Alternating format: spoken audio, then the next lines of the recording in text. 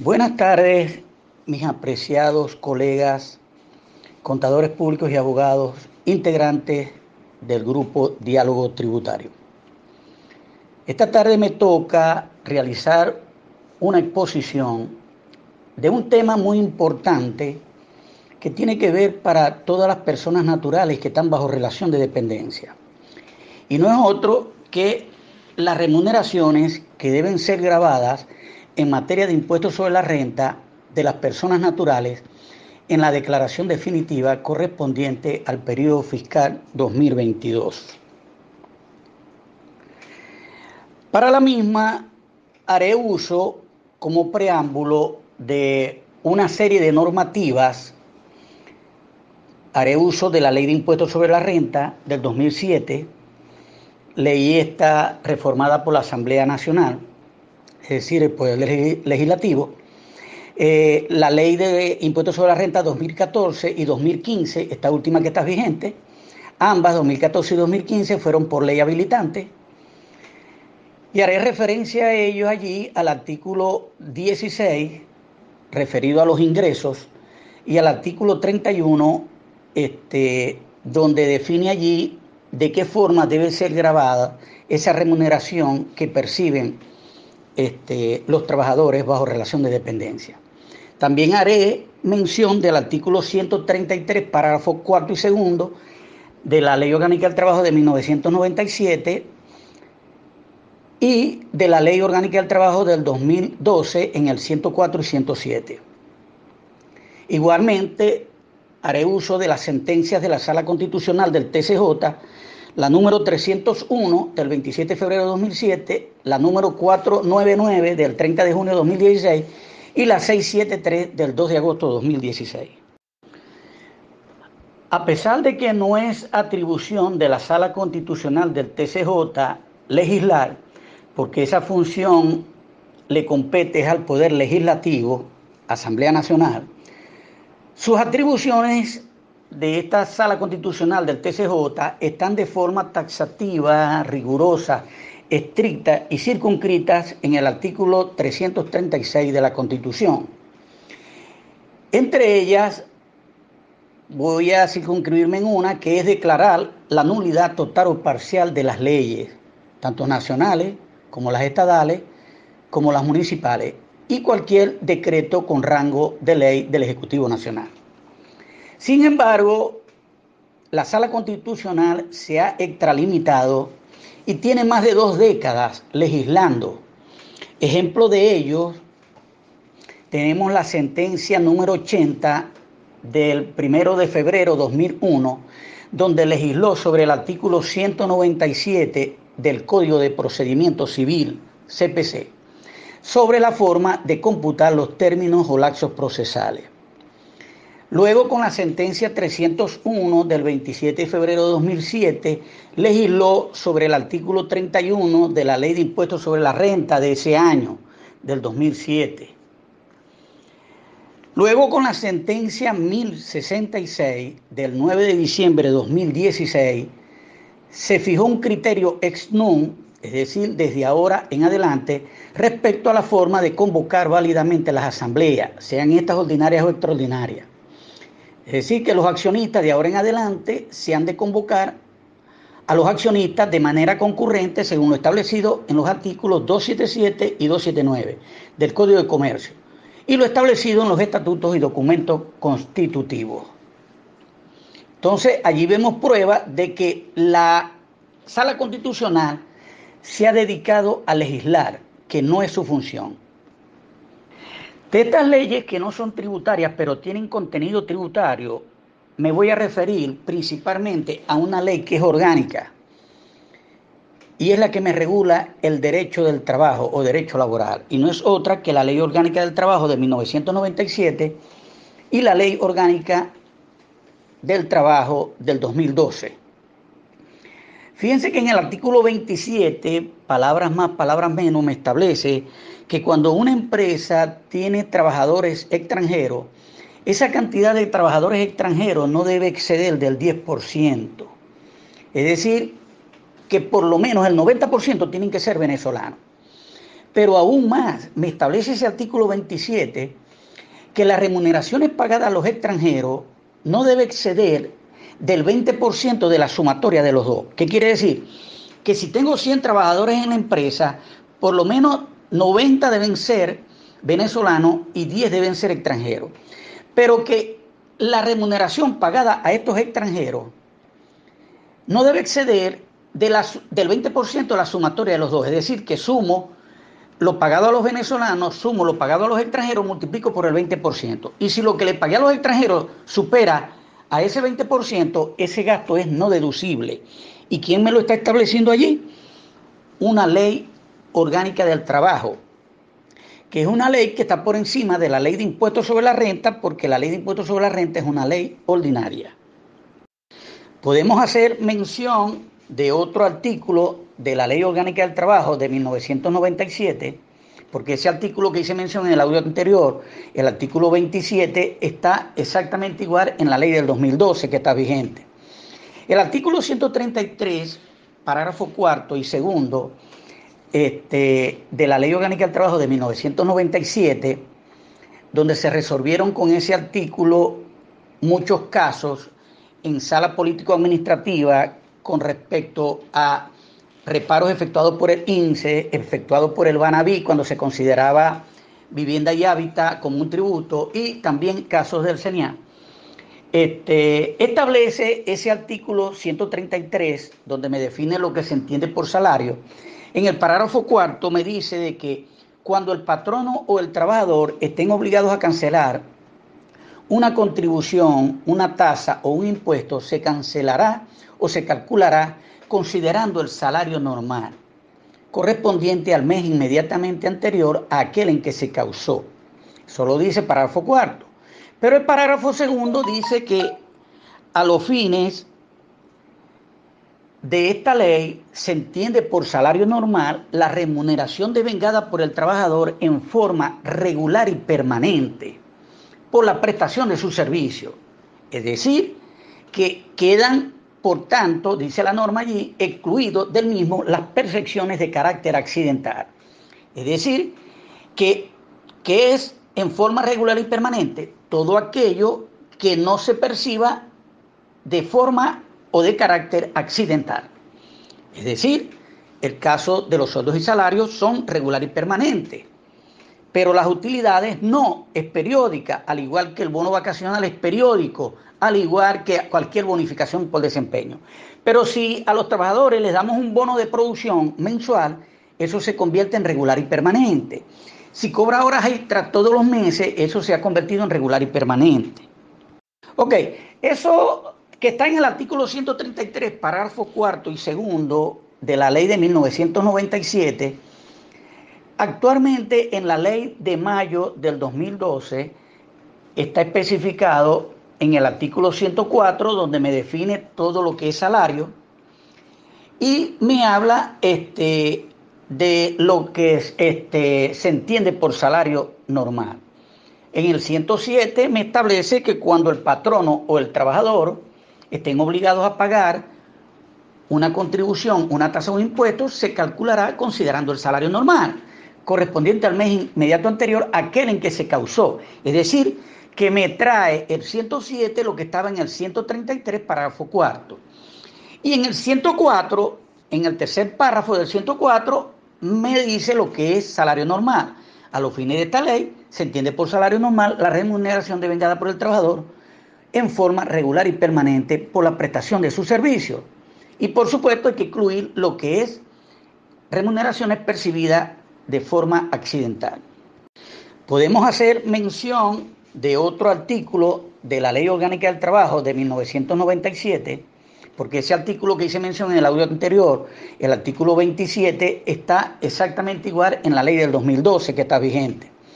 El artículo 133, parágrafo cuarto y segundo, de la Ley Orgánica del Trabajo de 1997, donde se resolvieron con ese artículo muchos casos en sala político-administrativa con respecto a reparos efectuados por el INSE, efectuados por el Banaví cuando se consideraba vivienda y hábitat como un tributo, y también casos del CENIA. establece ese artículo 133, donde me define lo que se entiende por salario. En el parágrafo cuarto me dice de que cuando el patrono o el trabajador estén obligados a cancelar una contribución, una tasa o un impuesto, se cancelará o se calculará considerando el salario normal correspondiente al mes inmediatamente anterior a aquel en que se causó. Eso lo dice el parágrafo cuarto. Pero el parágrafo segundo dice que a los fines de esta ley se entiende por salario normal la remuneración devengada por el trabajador en forma regular y permanente por la prestación de su servicio. Es decir, que quedan, por tanto, dice la norma allí, excluidos del mismo las percepciones de carácter accidental. Es decir, que es en forma regular y permanente todo aquello que no se perciba de forma o de carácter accidental. Es decir, el caso de los sueldos y salarios son regular y permanentes, pero las utilidades no, es periódica, al igual que el bono vacacional es periódico, al igual que cualquier bonificación por desempeño. Pero si a los trabajadores les damos un bono de producción mensual, eso se convierte en regular y permanente. Si cobra horas extras todos los meses, eso se ha convertido en regular y permanente. Una vez analizado lo de esta normativa orgánica, que aunque no es una ley tributaria, tiene contenido tributario y ella priva por encima de cualquier ley tributaria ordinaria, como es la ley de impuestos sobre la renta, voy a proceder ahora a analizar con la ley del 2007 de impuestos sobre la renta lo que estaba en la redacción del artículo 16, que actualmente en la ley vigente también está, y lo que está en la redacción del artículo 31 allá, y que después lo veremos en la redacción del artículo 31 en la ley vigente. Fíjense que el artículo 16 de la ley de impuestos sobre la renta del 2007, al igual que 2014 y 2015, establece lo siguiente. El ingreso bruto global de los contribuyentes, a que se refiere el artículo 7 del presente decreto con rango, valor y fuerza de ley, estará constituido por el monto de las ventas de bienes y servicios en general, de los arrendamientos y de cualquiera otros proventos regulares o accidentales, tales como los producidos por el trabajo bajo relación de dependencia, que es lo que nos interesa, o por el libre ejercicio de profesiones no mercantiles, y los provenientes de regalías o participaciones análogas. Pero prestemos atención a la parte infine de este primer párrafo. Dice, salvo lo que en contrario establezca la ley.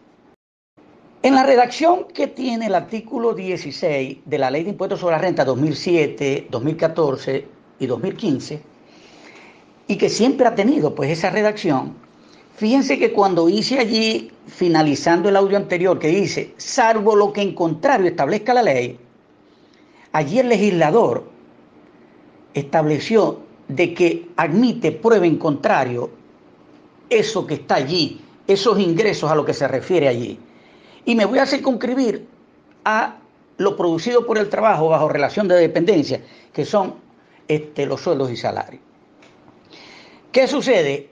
¿Quién admite esa prueba en contrario? Ok. El legislador dice, puede haber esta ley u otra ley que me establezca lo contrario. Sí, hay otra ley que establece lo contrario y no es otra que la Ley Orgánica del Trabajo, porque me estoy refiriendo al artículo 16 de la Ley de Impuestos sobre la Renta 2007. Ahora me refiero a la Ley Orgánica del Trabajo que estaba vigente para ese momento, que es la Ley Orgánica del Trabajo de 1997. Es decir, salvo lo que en contrario establezca la ley. Si hay algo en contrario que establece la ley, que es la Ley Orgánica del Trabajo, en el artículo 133, párrafo cuarto y segundo, me dice que cuando el patrono o el trabajador estén obligados a pagar un impuesto, una tasa de contribución, es a salario normal. Y se entiende por salario normal aquel que es regular y permanente. Es decir, que esa prueba en contrario me lo estableció una ley orgánica del trabajo, una ley laboral que aunque no es tributaria, tiene contenido tributario y priva por encima de la ley ordinaria de impuestos sobre la renta. Con ese artículo 133, parágrafo cuarto y segundo, es que se pronunció la sala político-administrativa sobre todos los casos que el INSEE falló a favor del contribuyente, donde el INSEE había reparado para el gravamen del INSEE remuneraciones que no eran regular y permanentes, sino accidentales o de forma periódica.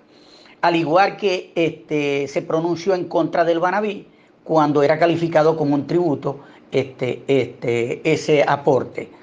Y lo mismo ocurrió con el impuesto sobre la renta para esos efectos. Una vez analizado en la ley del 2007 el artículo 16 referente a lo que es ingreso bruto de los contribuyentes y donde tocamos lo producido por el trabajo bajo relación de dependencia, vamos a ver qué dice la redacción del artículo 31 de esa ley de impuestos sobre la renta del 2007, donde me define allí lo que es enriquecimiento, porque los sueldos y salarios son enriquecimiento porque no admite costos y deducciones, sino desgravamen.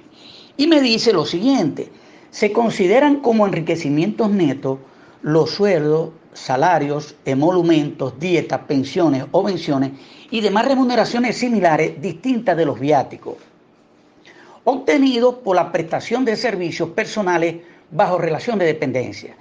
¿Qué quiere decir? Me detengo allí porque lo demás no es relevante. Fíjense que en ningún momento el artículo 31 en su redacción me habla de que esa prestación de servicio bajo relación de dependencia, de qué forma va a ser grabada para ser, de qué forma tiene que ser percibida para ser grabada. Como no me lo dice, me voy a la ley orgánica. Primero al artículo 16, donde me establece la definición de lo que es ingreso y menciona el trabajo bajo relación de dependencia. Pero en la parte infine dice, salvo lo que en contrario establezca la ley. Y lo que en contrario establece la ley es la ley orgánica del trabajo. Que cuando el patrón o el trabajador estén obligados a pagar un impuesto, una tasa de contribución, es a salario normal. Y se tiene por salario normal aquel que es regular y permanente. De tal manera que esa prestación de servicios personales bajo relación de dependencia, que está definida en el artículo 31 de la ley del 2007, la respuesta de cómo debe ser grabado me la da el artículo 133, párrafo 4 y segundo de la Ley Orgánica del Trabajo de 1997. En vista de que había muchos reparos por parte del CENIAP para ese momento con ese artículo 31 de la Ley de Impuestos sobre la Renta de 2007 y producto de que no se le estaba haciendo o se le hacía caso omiso a lo establecido en el artículo 133, párrafo 4 y segundo de la Ley Orgánica del Trabajo de 1997, la Sala Constitucional del TCJ en ese mismo año 2007, precisamente el 27 de febrero de 2007, con la sentencia 301, se pronunció en lo siguiente: de lo que establecía al principio en el preámbulo, allí legisló sobre ese artículo 31, como dije al principio, atribuciones que no le competen a la Sala Constitucional, pero legisló, ya tiene más de 2 décadas legislando. Y dijo lo siguiente: por tal razón, con el objeto de adecuar el régimen impositivo a la renta aplicable a las personas naturales con ocasión de los ingresos devengados a título salarial, con los presupuestos constitucionales sobre los que se funda el sistema tributario, ponderando por una parte el apego al principio de justicia tributaria y por la otra la preservación del principio de eficiencia presente en tales normas, en los términos bajo los cuales han sido definidos a lo largo de este fallo, esta Sala Constitucional modifica la preposición del artículo 31 de la Ley de Impuestos sobre la Renta en el siguiente sentido. ¿Cuál es la definición que hace? La siguiente: se consideran como enriquecimientos netos los salarios devengados en forma regular y permanente por la prestación de servicios personales bajo relación de dependencia. Hago omiso de lo demás y después dice: a los efectos previstos en este artículo quedan excluidos del salario las percepciones de carácter accidental. Entonces, como vemos acá, la Sala Constitucional modifica el artículo 31 de la Ley de Impuestos sobre la Renta de 2007 y toma lo que es devengado en forma regular y permanente, tomándolo de la Ley Orgánica del Trabajo del artículo 133, párrafo 4 y segundo. Resulta y acontece de que Bueno, a partir de ese momento, con esa sentencia de la Sala Constitucional, el CENIA, a través de los tribunales superior de los contenciosos tributarios a niveles regionales y por apelaciones, por supuesto, en sala político-administrativa, no le quedaba otra de no apelar, porque sabían de que la sala político-administrativa iba a aplicar esa sentencia de la Sala Constitucional, porque esas sentencias son vinculantes para el resto de la sala y todos los tribunales de la República. De tal manera que al sentenciar los tribunales superiores de los contenciosos tributarios de cada región, el CENIA jurídico, que está representando en ese momento a la PGR, es decir, a la Procuraduría General de la República, no apelaban porque sabían que la sala político-administrativa iba a sentenciar o a ratificar la sentencia a favor del contribuyente emanada de los tribunales superiores de los contenciosos tributarios. No conteste con esto, en el año 2014 y en el año 2015, el presidente Nicolás Maduro tuvo un habilitante en el 2014 y tuvo un habilitante en el 2015. En la habilitante del 2014, bien es cierto, hago un preámbulo allí de que una ley habilitante es una ley que emana del Poder Legislativo, donde a través de ella se faculta al Poder Ejecutivo, es decir, al presidente de la República, para que legisle mediante decretos con rango, valor y fuerza de ley. Pero tenemos que tener claro que la habilitante no es una carta blanca donde el presidente de la República, por medio de ella, puede hacer lo que él quiera o legislar en todas las materias. No, solo puede legislar en las materias a la cual fue facultado, es decir, en el ámbito de aplicación que se le facultó para legislar.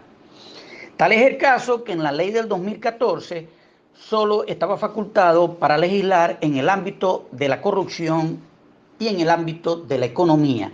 Es decir, no estaba facultado para legislar en materia tributaria, sin embargo, legisló en materia tributaria y cambió desde la norma matricial en materia tributaria, Código Orgánico Tributario, a todas las leyes, las reformó.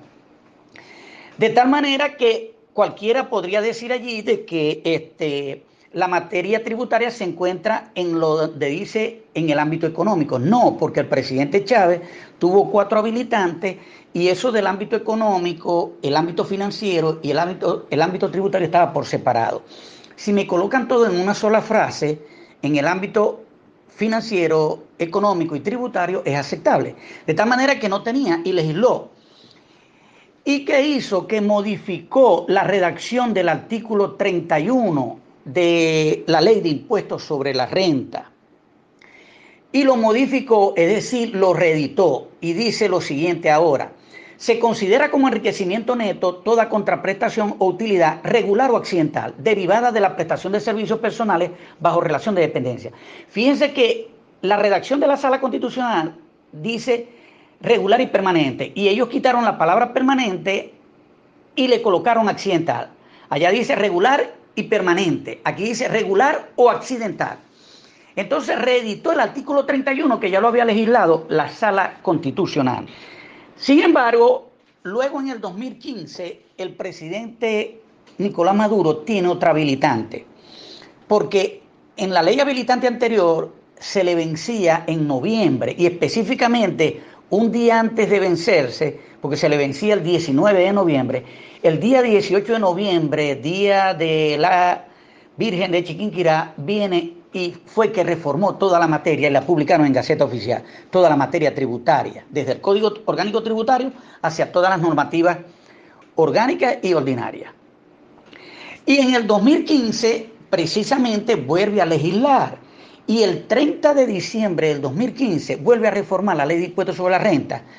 En el artículo 15 vuelve a dejar esa reedición, pues. No corrige, sino que deja la reedición del 2014. Y en el 2015 era peor, porque el habilitante que tenía el presidente Nicolás Maduro es ley habilitante antiimperialista para la paz. ¿Con qué se come eso? Eso solo tenía que ver con injerencia de países extranjeros en Venezuela. Sin embargo, me reformó por segunda vez la ley de impuestos sobre la renta. Y allí queda redactado nuevamente de que se considera como enriquecimiento neto toda contraprestación o utilidad regular o accidental derivada de la prestación de servicios personales bajo relación de dependencia. Es decir, que en la ley del 2014 y en la del 2015, el Poder Ejecutivo, a través del Presidente de la República, por la habilitante, que no estaba facultado para legislar, me reeditó nuevamente el artículo 31 que ya había legislado la Sala Constitucional en la sentencia 301 del 27 de febrero de 2007. En vista que el Poder Ejecutivo, a través de dos habilitantes, la del 2014 y la del 2015, que no tenía ámbito o no estaba facultado para legislar en materia tributaria, me reeditó el artículo 31 de la Ley de Impuestos sobre la Renta. Bueno, amárrense el cinturón de seguridad para que vean lo que ocurrió ahora con la Sala Constitucional. Cuando ratifica su posición de la sentencia 301 del 27 de febrero del 2007, con la sentencia 499 del 30 de junio de 2016. ¿A qué se refiere esa sentencia? En esa sentencia presentaron ante la Secretaría de la Sala Constitucional del TCJ acción de interpretación sobre el contenido y alcance de las normas y principios constitucionales contenidos en el artículo 89 numeral tercero de la Constitución, donde establece de que si hay diferencia entre dos normas, entonces hay que aplicar la que beneficie más al trabajador. De tal manera que cuando hubiere dudas acerca de la aplicación o concurrencia de varias normas, hay que aplicar la que beneficia al trabajador. ¿Qué sucede? Que solicitaron interpretación de ese artículo 89, numeral tercero, pero también solicitaron alcance y aplicación del artículo 18, numeral quinto, que ese artículo 18, numeral quinto de la Ley Orgánica del Trabajo recoge el numeral tercero del 89 de la Constitución. También solicitaron interpretación del artículo 107 de la Ley Orgánica del Trabajo actual, que establece que cuando el patrono del trabajador esté obligado a pagar un impuesto, una tasa de contribución, es a salario normal. Y se entiende por salario normal aquel que es regular y permanente. Y también solicitaron explicación o interpretación del artículo 31 de la Ley de Impuestos sobre la Renta, porque la Sala había sentenciado allá en el 2007, donde legisló en la sentencia 301, y después el Poder Ejecutivo en dos habilitantes lo reeditó. Con respecto al audio anterior, ¿qué hizo la Sala allí? Bueno, la Sala Constitucional, en vista de que le fue solicitado por secretaría de esa sala acción de interpretación, ¿qué pasó allí? Bueno, que la Sala Constitucional les declaró inadmisible la solicitud de interpretación formulada por los ciudadanos que allí se señala, porque actuaron en su propio nombre como trabajadores de la empresa del Estado CBG y de Alcasa S.A., en su carácter de representantes legales, estatutarios y miembros de Sintralcasa, es decir, el sindicato de esas empresas del Estado. Sin embargo, la Sala Constitucional vuelve a ratificar su posición en el artículo 31 de la Ley de Impuestos sobre la Renta con respecto a la sentencia 301 del 27 de febrero de 2007, cuando legisló allá. Y les hace mención nuevamente del artículo 133, parágrafo cuarto y segundo de la Ley Orgánica del Trabajo de 1997 y los artículos 107 y 104 de la Ley Orgánica del Trabajo actualmente vigente, que me recoge lo que está en el 133, párrafo cuarto y segundo de la Ley del 97. Es decir, que le ratifica la posición que ellos tienen o que tiene la Sala con la sentencia 301 del 27 de febrero 2007. Sigamos apretando el cinturón de seguridad. y veamos esta última sentencia de la Sala Constitucional del TCJ, la 673 del 2 de agosto de 2016. En esa sentencia, la Sala Constitucional ratifica su fallo judicial contenido en la decisión dictada por ella bajo el número 301 del 27 de febrero de 2007, que no es otra que la sentencia 301 del 27 de febrero de 2007, donde en toda esta ponencia he dicho desde el principio que legisló la Sala Constitucional modificando la redacción del artículo 31 de la Ley de Impuestos sobre la Renta del 2007. Y les dice acá, amárrense el cinturón, y su aclaratoria, al haberse constatado la redición del actual artículo 31 de la Ley de Impuestos sobre la Renta, tanto en el decreto con rango, valor y fuerza de ley, publicado el 18 de noviembre de 2014 en la Gaceta Oficial 6152 extraordinario, donde el presidente Maduro reformó toda la materia tributaria y no estaba facultado para ello. Y el decreto con rango, valor y fuerza de ley del 2015, del 30 de diciembre de 2015, publicado en la Gaceta Oficial 6210 extraordinario. Es decir, ¿qué le dijo acá la Sala Constitucional? Como me reeditaste, me hiciste reedición del artículo 31 de la Ley de Impuestos sobre la Renta, aquel artículo que nosotros habíamos legislado, habíamos reformado allá en el 2007, tú me lo reeditaste con un decreto con rango, valor y fuerza de ley del 2014, el 18 de noviembre de 2014. Y en el 2015, el 30 de diciembre, también me lo volviste a reeditar. Por lo tanto, te ratificamos el fallo judicial contenido en la decisión dictada por esta sala bajo el número 301 del 27 de febrero de 2007. ¿Qué les parece? Le ratificó la sentencia de la Sala Constitucional, de esa misma sala, del 27 de febrero de 2007, que es la sentencia 301, donde ella hizo la redacción de lo que debe ser grabado